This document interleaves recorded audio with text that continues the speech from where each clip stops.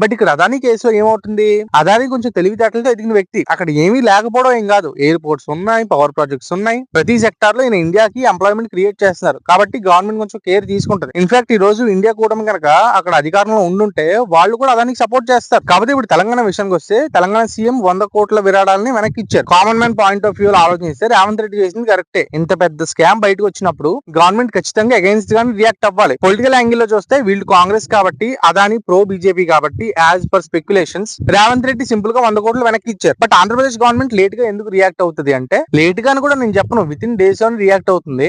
ఇక్కడ total scam జరిగింది ఆంధ్రప్రదేశ్ లో. ఈవెన్ ఈ స్కామ్ రాకముందే ఆ 7 గిగావాట్ల పవర్ ఏదైతే ఉందో దాని వల్ల వచ్చే 25 ఏళ్లలో 60,000 కోట్లు ప్రజల మీద భారం పడుతుందని చెప్పి సీఎం పవర్ పాయింట్ ప్రెజెంటేషన్స్ తో పాటు చెప్పారు. సో ఇదబ్బా టోటల్ స్కామ్ ఎలా జరిగింది అండ్ ప్రజల పాయింట్ ఆఫ్ వ్యూ లో ఇష్యూ ఎలా ఉంటుంది, గవర్నమెంట్ పాయింట్ ఆఫ్ వ్యూ లో ఇష్యూ ఎలా ఉంటుంది అని చెప్పి వాటితో పాటు నా ఒపీనియన్ కూడా చెప్పడం జరిగింది.